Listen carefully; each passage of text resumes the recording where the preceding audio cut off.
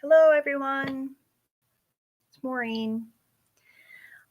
I decided to do a live today, even if I don't get anybody on to talk with me, just to kind of give everybody an update. Just pull that down. You can still sort of see the overhead lamp. I am currently working on a half-scale doll project. So that's a doll that's going to be 36 inches tall. So yeah, a doll that's 3 feet tall. So quite kind of big. And I have a little friend that I was beautifully gifted. And now she's a lot smaller, obviously. She's more like 14 inches or so. But what's important with her is that she's jointed. And what I'm making my doll, my 36-inch doll out of, is also going to be wood. Not exactly the same wood as this lady, because it looks like, to be honest, looks like a lot of pine, which makes sense. The artist Judith Strofrifer of Val Gardena. This is a Val Gardena doll, which date back to at least the 1400s, probably earlier. Val Gardena is part of the Italian Alps between Germany and Italy. And there is a long-standing history in Val Gardena of woodworking. And it goes back into medieval times as well. And so there is an artist who is still creating these old style traditional toys. And thank you for doing so. It certainly makes us historians that are doing the research, it gives us at least references that somebody is still, making, and hopefully people are enjoying. Because I mean, she's quite tall. I mean, it's 14 inches there. And a quarter scale doll would end up being about like 24, 26 inches tall. And then a half scale is 36 inches and so on. And this artist does make the larger version. So, I mean, technically, yes, you could buy a very large version. However, getting the shipping from Europe for a doll that's 36 inches tall is insane, let alone there are some lay figures. Those are the kinds of figurines and artists' dolls that they use that are fully posable with ball joints. Those kind of dolls, or figurines, models, however you like to label it, those particularly are about the same pricing. They're quite expensive, and then of course shipping would be very expensive. So it's easier for me just to make my own, get the materials at a local hardware store and just make the dolls. This is not one of mine. This is another artist's doll. However, it's a very basic pattern that I wanted to kind of show you. You normally will have a wooden body. Now, this has been run on a lathe to create this shape. Not all of them, the waste would be put in a little bit, but not all of them may be as thin or semi-corseted, because that's really what this creates, is a silhouette that looks like it was corseted. And you notice that the backside is completely flat. I thought that was really interesting, that there wasn't a curvature of the spine or anything. So these are really meant to just sort of be figurines or dolls that can sit on a shelf, because I mean, you can definitely have her sit and her little legs would bend to sit over the edge of a shelf. So this particular kind of joint is what I'm going to be using the most in elbows as well as knees. I will be carving the head, hands, and feet out of linden wood, basswood, which is also in the same family as linden. Basswood's available in America, linden is available in Europe. I do have to figure out the shoulder joint though, because there is the movement, which is just like the elbow, same joint. But when they put this joint into the doll, it can move back and forth. Like it's sort of dry fitted in there, that sort of popped in and it can move back and forth. So I'm hoping to recreate that in my doll, because this particular doll is fairly easy to dress because of the joints. I have a little piece of doll clothes here. So when I'm dressing said doll, I can put the arms to the back just like we would do if we were putting on a jacket or a shirt or something of this nature.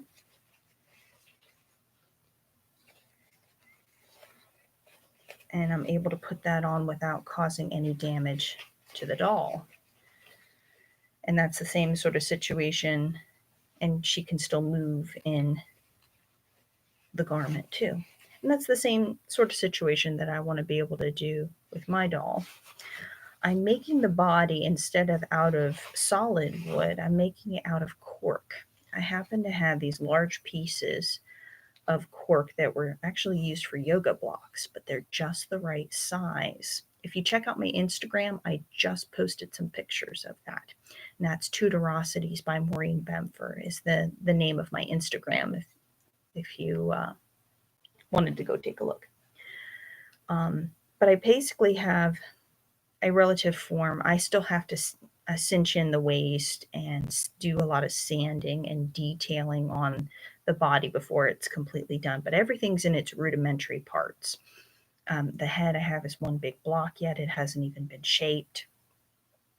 But her head is attached here. So what I'm going to be doing is it'll be a block that'll be shaped like a head. I'll put a dowel on the inside of that and then put it into the body. So you could still turn the head too. It's the benefit of having a joint at the neckline. Granted, it is cork. I do have to be careful because it is particularly soft. It is still technically a wood. Cork comes from the oak family, and it's in Europe. It's mainly found in Spain, which of course can be used. Cork wood can be used, of course, to make corks for bottles and things of this nature. Cork board for pin boards, things of all of that. But in this case, I'm making a 36-inch fashion model. And with that fashion model, what that helps me do is if I'm creating clothes for this doll, I can put the doll on a stand, somewhat similar to this, a stand of a similar variety. I could put the doll on a stand and then be able to drape the fabric, pin it in, and then make the clothing for the doll. Right now, I have a lot of pieces that I've been able to make because I've done a huge amount of research, actually. This is the first time I've actually gotten, well, maybe the second time I've actually gotten to use algebra outside of school, because I had to solve for X to figure out all the body proportions. So I had to sit here and make measurements, also figure out all of the joints as well, where the joints were going to be and what they were going to do. And then I sort of have, I don't know if you guys can see it. There it is. The head and hands will have little pegs on them, and then they would fit into the body and into the appendages, the arms and the legs. So basically, I've been having to do a lot of research, a lot of math, believe it or not. And I've been working out as well, kind of what the clothes are going to look like. So you're going to have an underdress like this with a fitted neckline.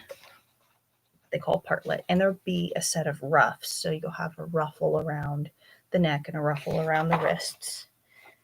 So this will be made out of the same material. And then kind of an over jacket, what they would call a English fitted gown, will fit over this. It could pin closed if you wanted. I'm going to have a series of ribbons down the front that it could tie shut. And then I've made this, and I've made the rump. The corset, I have to wait until I shape the rest of the body and sand that down and get it into a reasonable measurement. Then I can start making the corset. So I'm sort of doing two things at once. I'm making the doll while making some of the looser clothing. Is that probably recommended? Not ideally, but I'm trying to kind of keep motivated during our wonderful quarantine. You know, that where I live in central Pennsylvania has been opened up a little bit, but I don't trust necessarily going out places. So I'm still going to try to stay at home as much as possible other than grocery shopping and keep busy, which is what this is all about. So I made a bum roll. This is definitely about half the size as to compared to the one that I have, because it only will go to my sides for my hips. So it's definitely within the half size realm. And that'll fluff out and create the shape for the underdress. The clothing I showed you is from about 1570, so they didn't really have the wide barrel farthingales at that point. They used narrow ones and padding. One of my friends was telling me that I could use this for a German outfit because they use a roll on the back of their head like this, and then they cover it over with a very large coif, very big and detailed. So it makes it look like you have a lot of hair in the back. And I'm like, well, maybe this will have dual purpose for some German garb. We'll see. But for now, it's for a doll. And I still need to come up with a name. So if anybody has any ideas for a name, it is going to be an English lady. I already have a doll named Elizabeth, so that name is out. And this is what I created in the meantime. This is a Spanish farthingale. That's what the bottom looks like. There's the top. This is about 23 inches tall. This goes over half the length of the person. So it would hopefully go up to about, at least above the waistline or so. So it will touch the floor appropriately. Not only will I be making the clothing, I'll also be making shoes, a hat, things like this that are also in my research book. I have reed in here to create some flexible shape. I also have reed for the stays, for the corset. And I'm waiting basically to get far enough along on making the doll itself to then be able to shape the corset appropriately, even though the doll is not going to really have squish. Us being fleshy humans, we can squish in ourselves just a little bit. Normally, half an inch to an inch is generally what you see, unless you're trying to tight lace, which is a different topic altogether. But most of the corsetry in Elizabethan times and was more or less just meant to shape the body and the bust. It wasn't really meant to tight lace. It wasn't really meant to do anything other than change your shape to a conical shape, like a V shape, very similar to this. For this lady, I actually made her a bum roll for the beginning of her outfits. What I showed you was an outfit that I had made for a different doll that luckily is about the same size, so it works for this lady too.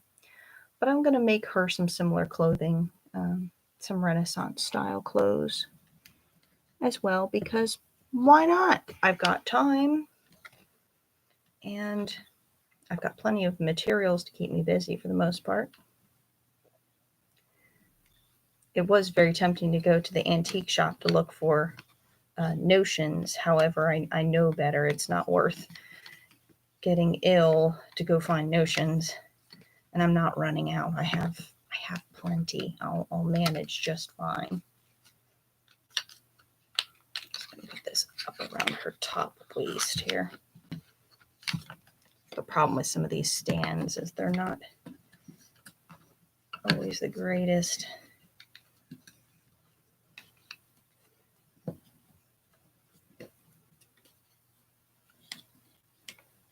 It's being difficult.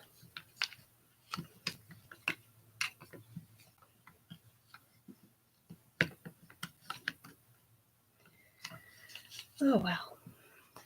Anyway, I could sit there and fiddle that all day. Though I've noticed with the joints like this, and if you have room at the top of the joints, what I've been doing is fishing the strings through the hips.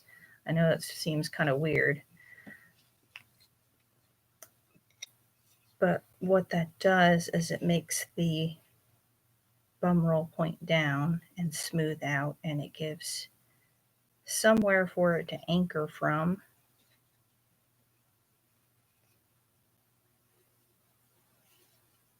There we go.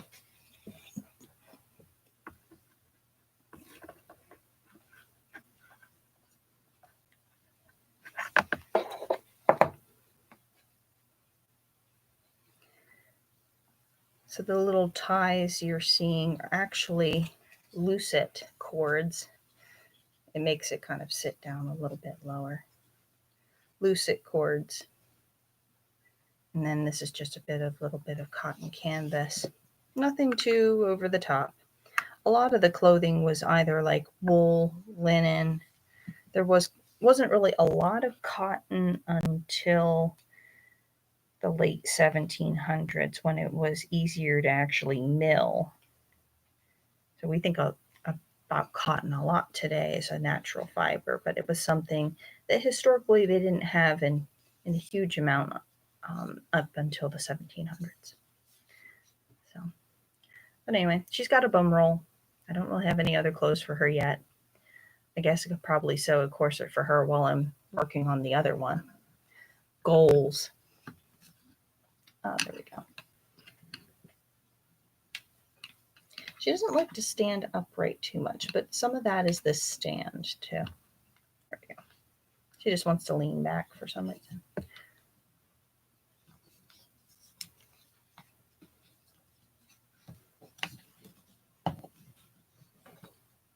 Oh, there we go. That's not as bad. The reason I kind of put her here is that I do have plans on carving the hands, feet, and the face of this doll. And this is really going to be my first time wood carving.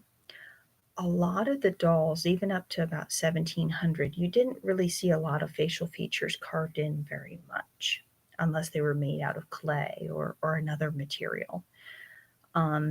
You did see figurines in churches and very elaborate wood carvings. You saw a lot of those that were very highly detailed. So it's not to say that it didn't exist back in medieval times. There definitely was wood carved statues in churches that had very lifelike facial features. I don't have a lot of experience at wood carving. This is going to be really my first time at trying to do a human face in wood. So I'm a little bit nervous, but I'm going to do my best. I do have a source that, let's say if I mess up, I do have a source where I can go ahead and reorder another blank if I need to. Hopefully I won't have to. But what I like about her is that this is pretty much just a round oval shaped head. And they just put this little, they cut in and put a little nose there. And then the rest actually is just paint. So I'm not going to use this exact paint scheme that the artist had, but it gives me a general idea of what can be done. So I do plan on painting the hands, the feet, and then kind of like what they did here, the décolletage, kind of try to get that painted to the skin tone and as well as the face. I won't be painting hair, but I will do a base layer of brown, brown or red, because I do have hair that I'm going to be placing on the doll, and that will allow me to place the wig on a darker kind of color, and it lets me know where the hairline is going to be as well. I have strawberry red kind of hair that I happened to get at a hairstyling shop. And so what I'm going to do is basically create the wig from all of that hair, do several braids, and kind of tie it together into a typical Tudor hairstyle. So it'll have sort of fluffs at the front and then braided up in the back. I'm basically trying to figure out if I'm going to deviate from the image that I have of Elizabeth Litteton, who was the Lady of Willoughby at the time. There's a wonderful picture of her out and about. I don't happen to have one with me because I don't want to use up all of our ink on our printing images of paintings, because it eats up ink very quickly. One of the other things I've been working on is a chemise, and I happen to have a tablecloth because this is definitely going to be a quarantine doll. This is going to be using what you have on hand. And luckily I have a pretty good stash. Now this one's just all pinned together right now. But I mean, almost makes you think of toddler clothing. That's sort of the back half of the chemise. I'm hoping to get this sewn by the end of the day because I'm like about halfway done. So here's the front. I have just that one edge over here to finish up.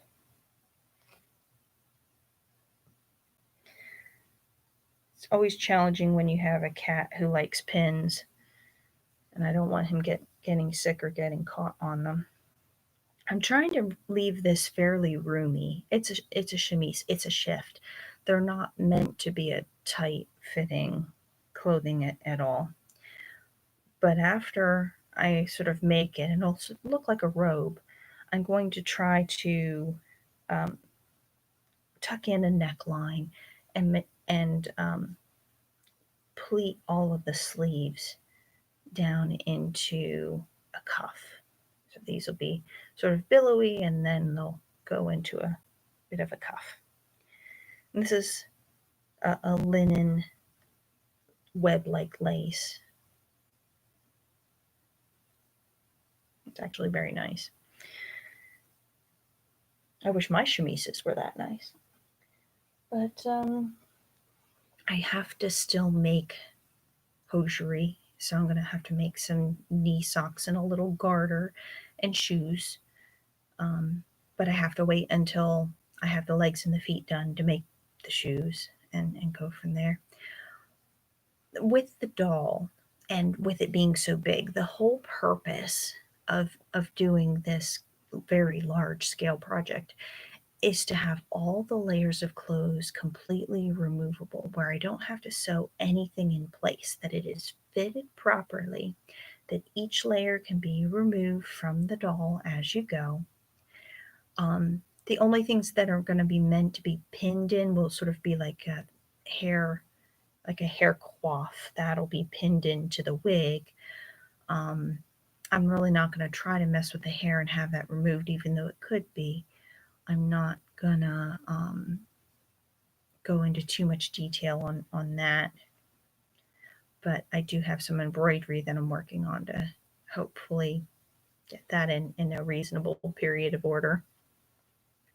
And I'm still using all of my wonderful tools like I go over in the past. Like I have an awl here that I'll be using to make eyelets, because I'll need to do eyelets on the corset, because there's not going to be metal eyelets. Back then, they're going to be sewn ones. So it all is based on fabric strength. So it can't be over too tight or it's just going to rip out your eyelets. Then I have a bodkin. I didn't have these before, so bodkins are going to be really handy for cord, to pull cord through the corset and things like that. So there's all sorts of uses for medieval sewing tools. Bunch of pins, of course. What I'm kind of hoping, and the reason the doll is taking so long, is that it's mainly done with hand tools. I'm really not using anything other than a few cutting things. I'm really using a lot of hand tools, hand saws, things like this to actually kind of cut things down. And then I have wood carving knives that I purchased. And I'm going to be going through and then cutting out pieces of the wood and then carving the head and hands that way. I don't think I'm going to separate fingers and toes or anything. They'll be represented and they'll be shaped there, but I'm not going to have them separated at all. That anytime when you're carving or sculpting, and I have a lot more experience at sculpting, so I'm hoping that that will help even with a new medium instead of it being clay, using this more as a means to use wood as a medium instead of clay. But anytime that you separate a digit, what ends up happening is this is weaker than this when you're sculpting clay. Wood is going to be very similar. This will be weaker because there's only a certain amount of wood that's attaching it to the base. So I may be making hands like this where they're closed and you'll see finger shapes. But they will be something where they'll be carved, but they're not going to be separated. It would be nice to make some expressive hands because I have examples of them in the Santos dolls that I created, which are a video on my channel. If you wanted to look at it, it's called Santos and Religious Figurines. And I have these dolls where I had purchased them from online, and they are carved wooden dolls, and their hands are separated and opened, but they're only sort of like this, where they're slightly bent, and then the thumb is out here. But these dolls are at least 24 inches tall, so they are big enough that this sort of works. And they are jointed, like the shoulders, the elbows, and the wrists are jointed on these Santos dolls. So I know that it's possible to make something highly detailed and very unique because it's been done in the past. It's just me having the ability to be able to reproduce it in such a way that it looks good. Fingers crossed. As I said, it's my first real attempt at doing some major, honest to goodness wood carving other than just some basic woodworking in the past. And I don't want to create clothes for some other artist's doll and put that in a competition. I want this to all be my own original work because I've done wig making and sculpting and then made all of the clothes. So I've done it in a different medium. So I know I can do it.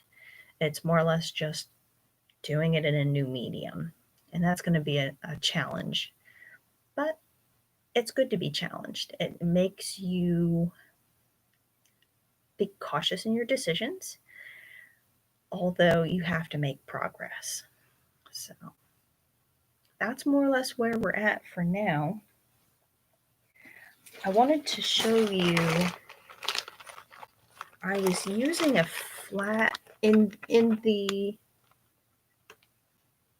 Spanish farthingale in this. So this is a blended felt, and then I have wool for the channels, and then a linen tape for the drawstring. So very basic and very period materials. And on the inside, see, it creates a beautiful conical shape. On the inside, I'm using flat reeds, about 2 or 3 per channel. And that's what these are. It's also the same kind of material, because I was talking to a friend of mine who does corsets. She does Italian in the same time frame that I do English historical clothing. And she was telling me that this reed is perfect for corsets. I don't think I have quite enough of it here to make a corset for myself, but that is an eventual goal, because I want to make a full-size set of stays for myself to wear underneath some of my clothing. They seem to come in, as far as a set of stays, is in like the 15, I think the 1570s is like the earliest it could be.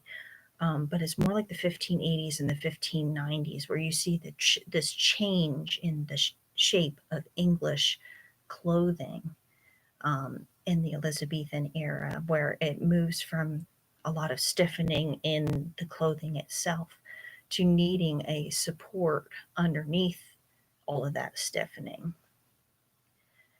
For the longest time, it was supportive kirtles with a lot of canvas underneath, but you would still have a certain amount of soft shaping.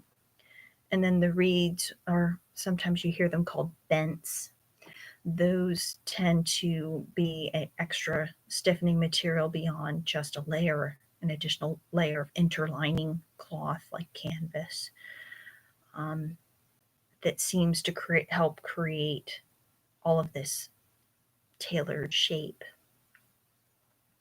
The outer clothing, that English fitted gown, is going to be a challenge.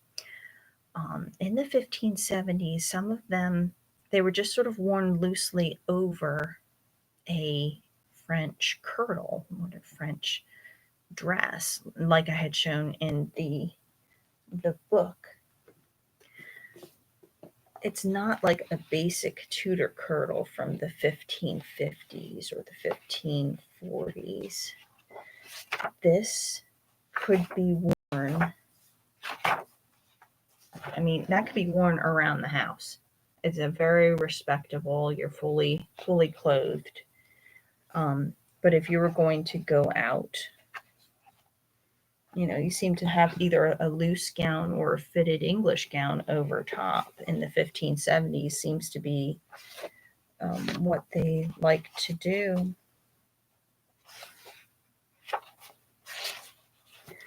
So I guess you could say my theme color is going to be red with this particular outfit. And then I will have brown on the outer garment. I'm thinking with the loose gown or fitted gown, whichever one I decide to make, I'm going to line that in red. I think it will look really good. And the image that I have, I think will work out really well with the Elizabeth Litteton image, because that's portrait is based in 1573. It's also on my Instagram if you are following on Instagram, because I do post updates on there. I haven't posted any updates on Facebook in a while, but I probably will here pretty soon. And just trying to keep busy and not be so tempted to just run out and go here, there, and everywhere, because to be honest, it's probably, even though the government is opening up and is saying, okay, you know, you can go here or there. If you don't really have to go here or there, really should you go here or there? Probably not, because every time you go out is another risk of exposure. And it's just something that not really willing to do. I ordered all of my supplies for this project ahead of time with what I couldn't already source at home. So I'm really hoping that this turns out. I'm really hoping that this young lady that I'm making will really look fantastic. But it's probably going to take me a better part of a year. So I'll be posting sort of updated lives every once in a while. And they're going to be random. I'm not going to really have very many of them scheduled. Although I'm hoping that I can make some other content, because the doll is going to take a while to make.